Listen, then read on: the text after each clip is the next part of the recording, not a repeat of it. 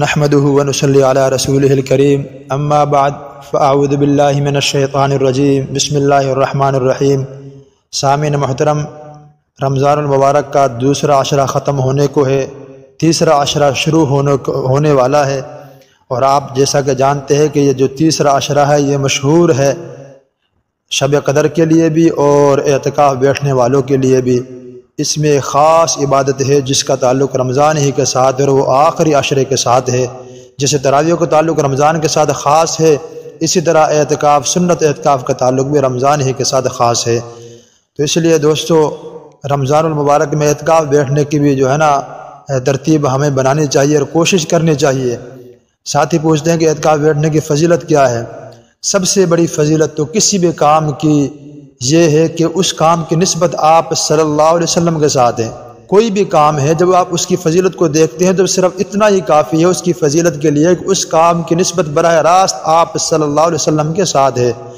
اور پھر اعتکاف یہ ایک ایسی سنت اور ایسی عبادت ہے جو دیگر سابقہ انبیاء سے چلی آ رہی ہے، اور قرآن میں اس کا ذکر ہے۔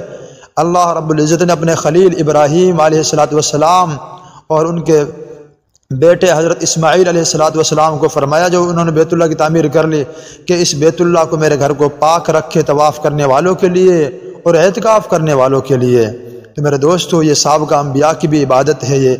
اور پھر اعتکاف آپ صلی اللہ علیہ وسلم کی سنت دائمہ ہے، یعنی ہمیشہ آپ صلی اللہ علیہ وسلم نے اعتکاف کیا۔ امام زہری رحمۃ اللہ تعالیٰ فرماتے ہیں مجھے لوگوں پر تعجب ہے کہ انہوں نے اعتکاف جیسی عظیم سنت کو ترک کر دیا، چھوڑ دیا، حالانکہ آپ صلی اللہ علیہ وسلم نے ہمیشہ اعتکاف کیا۔ بلکہ ایک سال ایسا بھی ہوا کہ آپ صلی اللہ علیہ وسلم کسی وجہ سے اعتکاف نہ کر سکے، اگلے سال آپ صلی اللہ علیہ وسلم نے 20 دن کے اعتکاف کیا۔ یعنی آپ صلی اللہ علیہ وسلم نے اعتکاف کو کبھی نہیں چھوڑا، یہ آپ کی سنت دائمہ ہے۔ پھر اس کے بارے میں اللہ کے رسول اللہ صلی اللہ علیہ وسلم نے فرمایا، معتکف کے بارے میں فرمایا، یعتکف الذنوب، جو معتکف ہے اعتکاف میں بیٹھنے والا ہے وہ گناہوں سے محفوظ رہتا ہے، وہ گناہوں سے بچ جاتا ہے کیونکہ وہ مسجد کے ماحول میں جو رہتا ہے۔ اور پھر مزید اللہ کے رسول اللہ صلی اللہ علیہ وسلم نے فرمایا، وَيُجْرَى لَهُ مِنَ الْحَسَنَاتِ كَعَامِلِ الْحَسَنَاتِ كُلِّهَا، مشکات شریف کی روایت ہے۔ اللہ کے رسول اللہ صلی اللہ علیہ وسلم نے فرمایا، جو اعتکاف میں بیٹھتا ہے اس بیٹھنے والے کو ہر اس کام کا ثواب ملتا ہے جو وہ اعتکاف میں بیٹھنے سے پہلے کیا کرتا تھا۔ مثال کے طور میں وہ جنازے میں شریک ہوا کرتا تھا اور وہ جو ہے کہ تیمارداری کیا کرتا تھا، اب وہ مسجد میں اعتکاف بیٹھ چکا ہے، اب وہ مسجد سے باہر نہیں جا سکتا، تو اب اس کو جنازے کا بھی ثواب مل رہا ہے، تیمارداری کا بھی ثواب مل رہا ہے۔ بلکہ یہاں تک علماء نے لکھا ہے، اگر یہ کوئی ایسا بندہ تھا جس کے علاقے میں ایک نام تھا، جو پرے پنچایت میں بیٹھا کرتا تھا، جو علاقے کا جس کا اثر و رسوخ تھا، مثال کے طور پر وہ کوئی کونسلر تھا، کوئی چیئرمین تھا، کوئی ایم پی ایم این اے ہے، وہ لوگوں کے رفائی کام کیا کرتا تھا، لوگوں میں جو ہے نا خیر کی باتیں کیا کرتا تھا، لوگوں میں صلح اور جوڑ کروایا کرتا تھا، لیکن اب یہ مسجد میں بیٹھ گیا ہے، اب یہ لوگوں کا کام نہیں کر رہا، لیکن اس کو ثواب پھر بھی سارا کا سارا وہی مل رہا ہے جیسے لوگوں کے پہلے خیر کا کام کیا کرتا تھا، اس کو یہیں میں بیٹھے ہوئے فری میں سارا ثواب مل رہا ہے۔ کتنی بڑی نعمت ہے اللہ کی طرف سے، کتنا بڑا اللہ کی طرف سے کرم نوازی اللہ کی کہ وہ وہیں بیٹھے سارے اس ثواب کو لے رہا ہے۔ پھر اللہ کے رسول اللہ صلی اللہ علیہ وسلم نے مزید فرمایا، اعتکاف کے بارے میں فرمایا، جس شخص نے من اعتکف یوما ابتغاء وجہ اللہ تعالی، جس شخص نے اللہ کی رضا کے لیے ایک دن کا اعتکاف کیا، جعل اللہ بینہ و بین النار، اللہ تعالیٰ اس کے اور آگ کے درمیان 3 خندقوں کا فاصلہ فرما دیں گے، 3 خندق آڑ فرما دیں گے اس کے درمیان۔ ایک دن کے اعتکاف کی یہ فضیلت ہے، اور جس نے 10 دن کا اعتکاف کیا ہو، آپ خود ہی حساب لگا لیں کہ وہ جہنم سے کتنا دور ہو جاتا ہے۔ اور ایک خندق کی جو مسافت بیان ہوئی حدیث پاک کے اندر وہ مختلف ہیں۔ ایک حدیث میں تو یہ ہے کہ جیسے مشرق اور مغرب کے درمیان فاصلہ ہے، اسی طرح فاصلہ ایک خندق کا ہے، اور ایک روایت میں ہے کہ زمین و آسمان کا جتنا فاصلہ ہے اتنا فاصلہ ایک خندق کا ہے۔ یہ تو ایک اعتکاف میں 3 خندق اور ایک خندق میں زمین و آسمان کا فاصلہ، اب آپ ضرب دیں 10 دن کے اعتکاف میں کتنا وہ جہنم سے دور ہو چکا ہے، کتنا اللہ کے قریب ہو چکا ہے۔ ظاہر سے بات ہے، جو شخص جہنم سے دور ہو رہا ہے وہ کیا ہو رہا ہے؟ وہ جنت کے قریب ہو رہا ہے۔ ایک بندہ لاہور سے سفر کرے کراچی کی طرف، وہ کراچی کے جتنا قریب ہوتا جائے گا لاہور سے اتنا ہی دور ہوتا چلا جائے گا۔ یہ بالکل اسی طرح مثال اس معتکف کی ہے، اعتکاف میں بیٹھنے والے کی، یہ جتنا جہنم سے دور ہو رہا ہے اور جنت کے قریب ہوتا جا رہا ہے۔ میرے دوستو، اعتکاف جیسی جو ہے نا سنت کو بھی ہمیں اپنانا چاہیے، اور اس کو بھی ہمیں اس کی بھی کوشش کرنی چاہیے، پہلے تو بڑے نوجوان بڑے خوشی سے بیٹھا کرتے تھے، ابھی بھی ہم نوجوانوں کو کوشش کرنی چاہیے خوشی سے بیٹھیں، اس میں زیادہ سے زیادہ تلاوت کریں، قرآن پاک پڑھیں، نوافل پڑھیں۔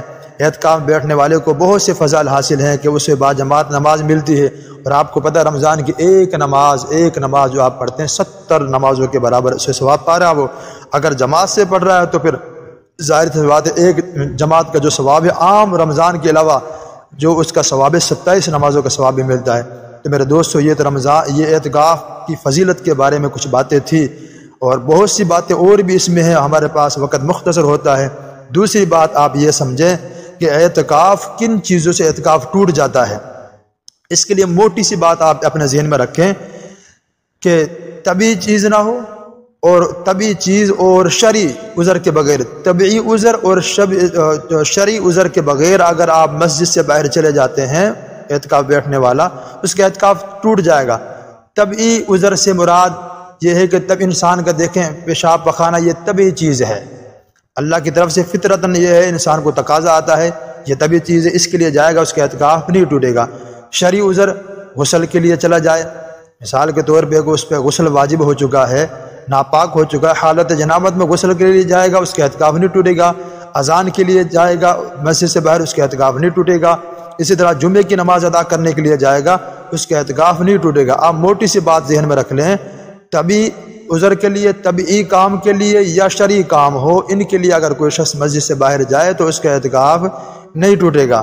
لیکن یہاں پہ ایک اور بات ذہن میں رکھ لیں، علماء نے لکھا ہے کہ ایک بندہ قصبے کے دیہات کی مسجد میں اعتکاف بیٹھا ہے، اور اس دیہات میں جمعہ فرض نہیں ہے، جمعہ واجب نہیں ہے، کیونکہ جمعے کی شرائط نہیں پائی جاتی۔ اب اس کے لیے ضروری نہیں ہے کہ یہ وہاں سے کسی دوسرے گاؤں اور بڑے قصبے میں جا کے جمعہ ادا کرے، کیونکہ اس پہ جمعہ ہے ہی نہیں ان بستی والوں پہ، یہ وہیں پر ظہر کی نماز ادا کر لے۔ بے شک یہاں تک لکھا اگر جماعت نہیں ہوتی اکیلا پڑھ لے، لیکن کسی دوسرے قصبے میں جمعے کی نماز کے لیے نہ جائے۔ ایک تو یہ بات۔ دوسری بات یہ ہے، اگر یہ جس مسجد میں اعتکاف بیٹھا ہے اس میں تو جمعہ نہیں ہو رہا، لیکن بڑی کسی جامع مسجد میں قریب ہی اسی محلے میں جمعہ ہوتا ہے، اب یہ اس کے لیے جا سکتا ہے، اسے اجازت ہے جمعے کے لیے جانے کی۔ لیکن علماء نے لکھا ہے کہ یہ بیان سننے نہ جائے، بھئی آدھا گھنٹہ پہلے نہ جائے، یہ ٹائم معلوم کر لے، 2 بجے جماعت ہوتی ہے جمعے کی، تو یہ یہاں سے 15-20 منٹ پہلے جائے تاکہ یہ وہاں جمعے کی نماز سے پہلے پہنچ جائے۔ اس طرح ٹھیک ہے، ہاں اگر پہنچ گیا کچھ وقت بیان کا باقی ہے تو سن لے، اس پہ کوئی حرج نہیں ہے، لیکن بیان سننے کی اس سے جانا علماء نے منع کر رکھا ہے۔ یہ تو ہے بات کہ اعتکاف کے لیے۔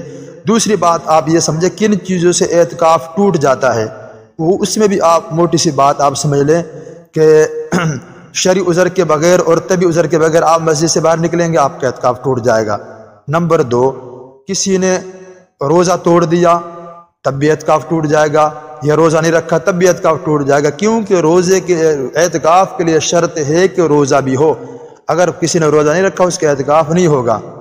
تیسری بات یہ ہے کہ اگر کسی نے مباشرت کر لی اس کا بھی اعتکاف ٹوٹ جائے گا۔ کیا مطلب؟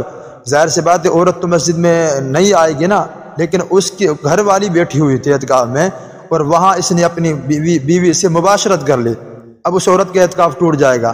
اب یہاں عورتوں کے متعلق بھی ایک موٹی سی بات سمجھ لیں کہ عورتیں بھی اعتکاف بیٹھ سکتی ہیں، ان کو بھی اجازت ہے، ان کے لیے بھی ساری یہی فضیلتیں ہیں۔